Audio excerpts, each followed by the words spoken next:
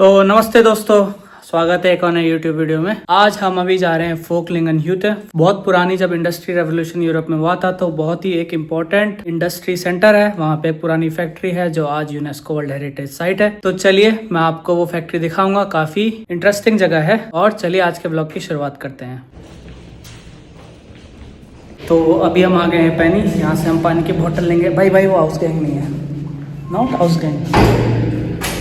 तो अभी हम आ गए हैं पैनी। यहाँ से हमें पानी की बोतल लेनी है और फिर हम जाएंगे स्टेशन की ओर। पानी की बोतल तो वहीं मिलेगी भाई, सामने।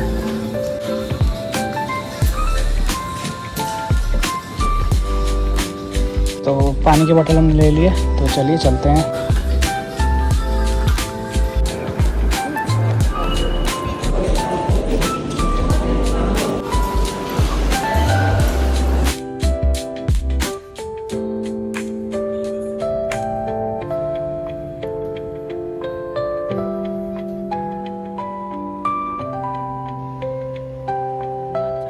तो दोस्तों हम आ चुके हैं फोकलिंगन और आप ये देख रहे हो अभी हम हैं स्टेशन पे।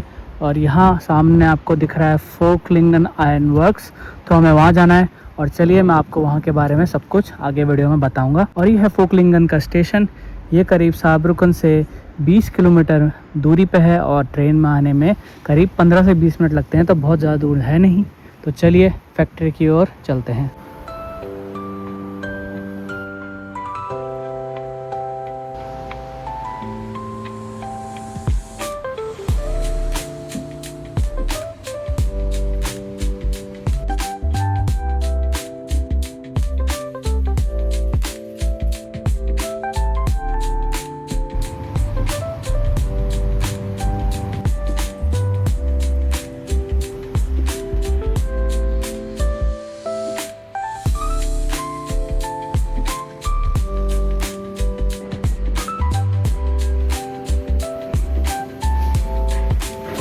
तो आप देखोगे ये जो फैक्ट्री है ये उसका साइट मैप है और काफ़ी बड़ा जो एरिया है, ये करीब 6 लाख स्क्वायर मीटर के अराउंड जो है इसका एरिया है। तो चलिए अब हम एक्सप्लोर करते हैं।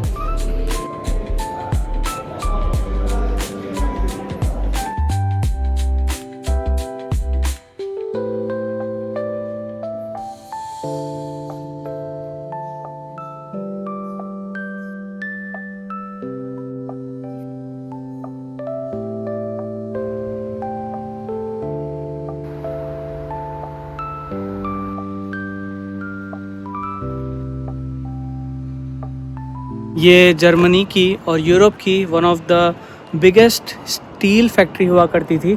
और ये शुरू हुई थी 1873 में 1873 और 1986 में इसको बंद कर दिया गया था। पर ये उस ज़माने की सबसे बड़ी फैक्ट्री में हुआ करती थी। ये जर्मनी के सबसे रिच रीजन में हुआ करता था। बहुत ही इम्पोर्टेंट रीजन था इंडस्ट्रियल रेवोल्यूशन के हिसाब से जर्मनी और यूरोप के लिए। यहाँ पे काफ़ी स्टील का उत्पादन हुआ करता था उस ज़माने में। और ये जो फैक्ट्री है ये काफ़ी बड़े एरिया में है और आज इसको प्रिजर्व करके यूनेस्को वर्ल्ड हेरिटेज साइट बना दिया गया है। ये वर्ल्ड की बहुत ही यूनिक फैक्ट्री में से एक है जो कि पूरी की पूरी प्रिजर्व्ड है और इसको एक टूरिस्ट स्पॉट और यूनेस्को वर्ल्ड हेरिटेज साइट बनाया गया है। हम आगे देखते हैं हम और क्या क्या यहाँ पे देख पाएंगे, क्योंकि काफ़ी इंटरेस्टिंग जगह है, काफ़ी कुछ है देखने के लिए।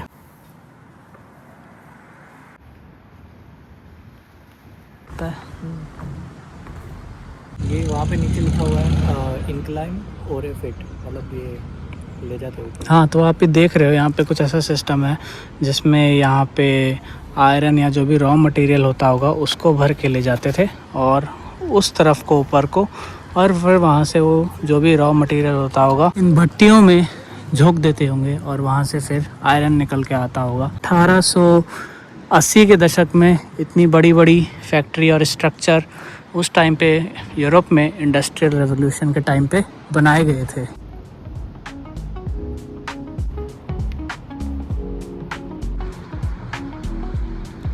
और जो आप अभी मेरे सामने देख रहे हो ये था वाटर टावर, जिसे बनाया गया था 1917 और 18 के आसपास। ये करीब 3000 क्यूबिक मीटर पानी इसमें आ सकता था। तो देखिए कितना ज्योमेट्रिक है, और इसको जो बनाया गया है वो छोटी छोटी ईंटें लगा के बनाया गया है, और ये काफ़ी विशाल का स्ट्रक्चर है।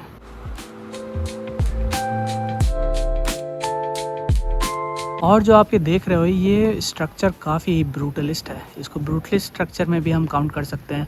और आप देखोगे अगर मैं जूम करके दिखाऊं तो कितने बड़े बड़े पाइप उस बिल्डिंग के अंदर से बाहर को आ रहे हैं।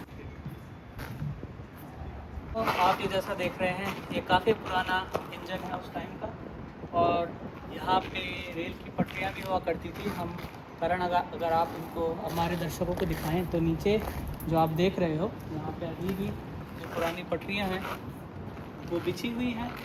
और यहाँ से और अगर आप यहाँ पे देखोगे यहाँ पे पीछे बोगी भी लगी है, तो ये मालगाड़ी है। इसमें जो भी रॉ मटेरियल आता होगा वो यहाँ से अनलोड और जो भी स्टील बनता होगा वो यहाँ से फिर लोड करके आगे को भेजते होंगे। और यहीं पे पास में पुराना स्टेशन भी है। और ये जो इंजन है ये काफ़ी ही पुराना है और अभी भी इसको मेंटेन करके यहाँ पे एग्जीबिशन के लिए लगा रखा है। और अगर यहाँ पे अगर मैं पढ़ूँ तो इस इंजन को करीब ये फंक्शनिंग था 1969 के आसपास, 1969। और आज भी ये यहाँ पे खड़ा है यहाँ का इतिहास बताने के लिए। तो ये कुछ इस प्रकार का है।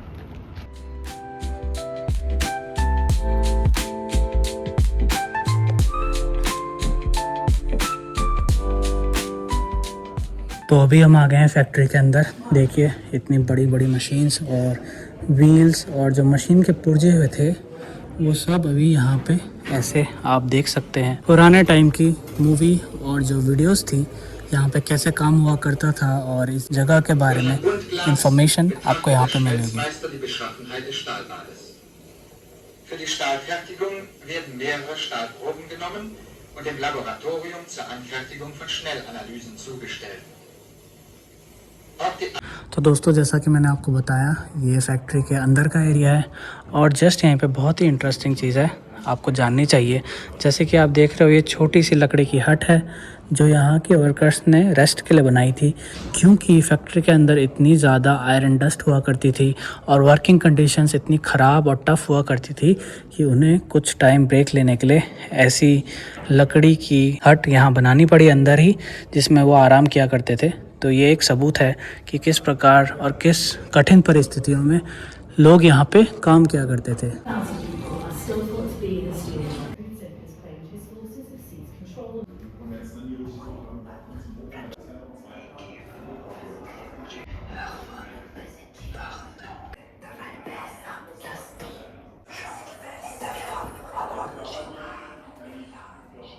तो करीब यहाँ पे 60,000 लोग काम करने आए थे। ये जो मेमोरियल आपने अभी देखा, ये जो यहाँ पे लोग जिन लोगों की काम करते हुए मृत्यु हो गई थी उनकी याद में बनाए गए हैं। तो आप देख सकते हैं कितने सारे लोगों ने यहाँ पे अपनी जान दे दी काम करते हुए। कुछ लोगों से फोर्स्ड लेबर भी कराया गया था और कराया जाता था। ये जो मेमोरियल है उनकी याद में बनाया गया है।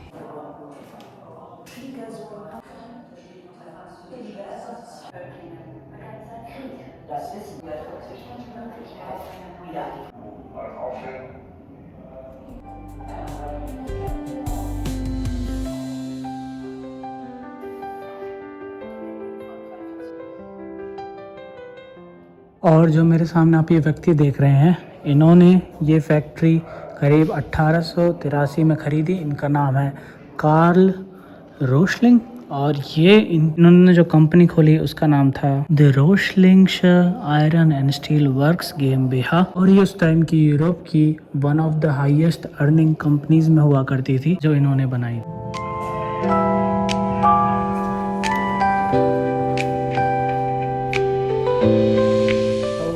अभी ये एरिया देख रहे हो यहाँ पे ज़्यादातर कभी कभार अलग अलग तरह की एग्जीबिशन लगी होती हैं।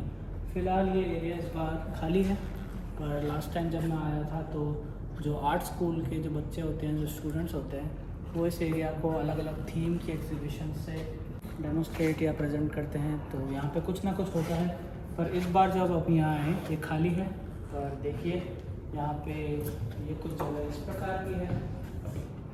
तो पता नहीं कि ये बात कितनी सही है, पर लोग यहाँ की जो लाल मिट्टी है, लाल मिट्टी से बनी हुई दीवारें हैं, इस पर हाथ फेर के यहाँ पे आप देखोगे कई सारे हाथों के निशान बनाए हुए हैं यहाँ भी और यहाँ भी।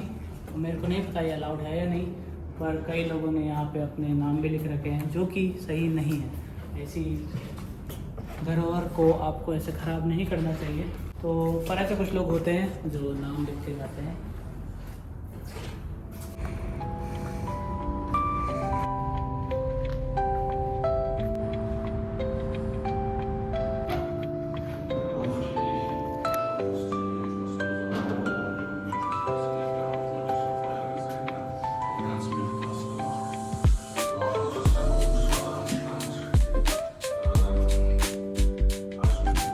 तो दोस्तों, जो आप ये अलमारियाँ और ये कबर्ड आप यहाँ देख रहे हैं, ये उन लोगों की यादों में रखी गई है जो यहाँ पे कभी काम किया करते थे। तो देखिए, इसको एक आर्ट फॉर्म में यहाँ पे इस सेक्शन में रखा गया है।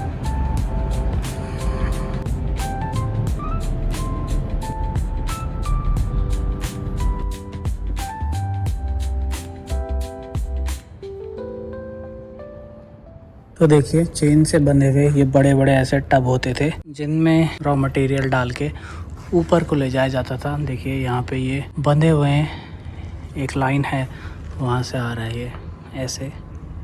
और जो आयरन ओर होता है वो कुछ इस प्रकार का होता है जो आपको यहाँ पे दिख रहा है।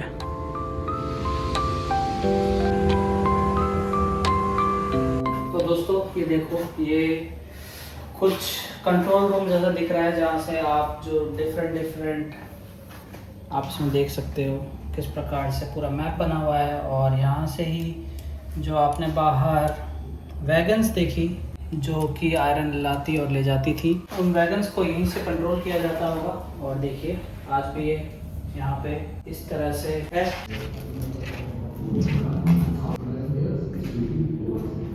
हम आ गए हैं अभी अंडरग्राउंड, और ये है थोड़ा साइंटिफिक एरिया जहाँ पे थोड़ी साइंटिफिक एग्जीबिशंस भी लगी हुई हैं।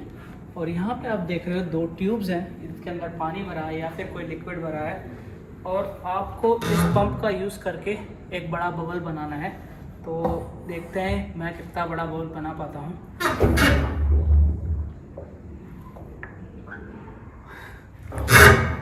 एक और बार ट्राई करा जाए।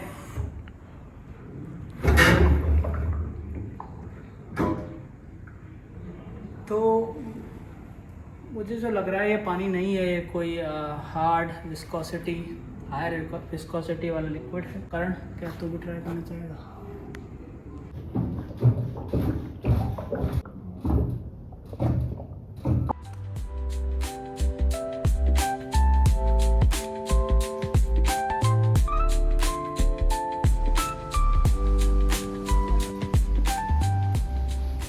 तो हमने लगभग ये फैक्ट्री का पूरा दौरा कर लिया है, घूम लिया है।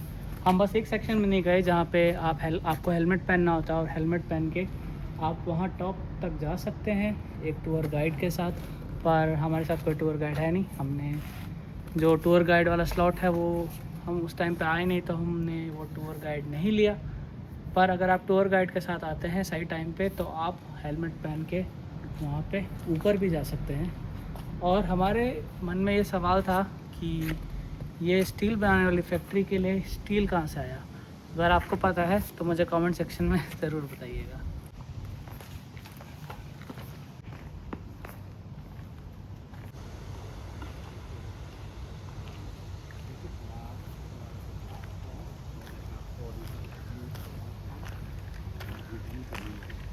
तो अभी हम आ गए हैं फैक्ट्री के पीछे के सेक्शन में, और इस एरिया में जगह जगह में आपको आर्ट्स दिखेंगे, और उसमें से कुछ एक आर्ट ये गाड़ी का है। तो अगर करंट थोड़ा पास आके दर्शकों को दिखाएंगे कैसे इस गाड़ी को बनाया गया है। काफ़ी इंटरेस्टिंग गाड़ी है, और इसके पीछे ही आपको पूरी आयरन फैक्ट्री का व्यू मिलता है। और यहाँ पे चारों तरफ बेंचेस लगी हैं जहाँ पे आप बैठ सकते हैं, थोड़ा आराम कर सकते हैं, पिकनिक मना सकते हैं। तो देखिए चारों तरफ ऐसा है।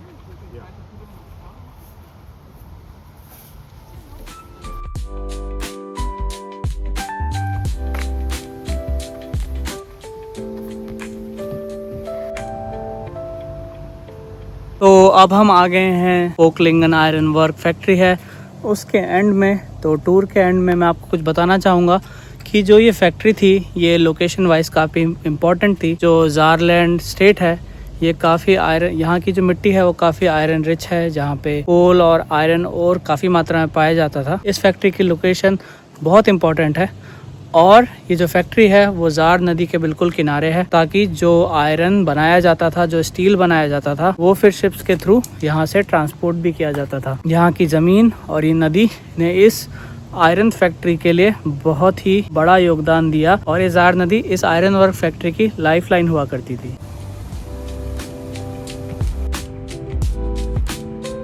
तो दोस्तों ये था फोकलिंगन ह्यूटे का ब्लॉग। आशा करता हूँ आपको वीडियो पसंद आया होगा और आपको कुछ जर्मनी की, ज़ारलैंड की और इंडस्ट्रियल रेवोल्यूशन टाइम के यूरोप की हिस्ट्री के बारे में कुछ जानने को मिला होगा। अगर आपको वीडियो पसंद आया तो leave a like, subscribe to the channel. मैं आपसे मिलता हूँ अगली वीडियो में, तब तक के लिए बाय बाय।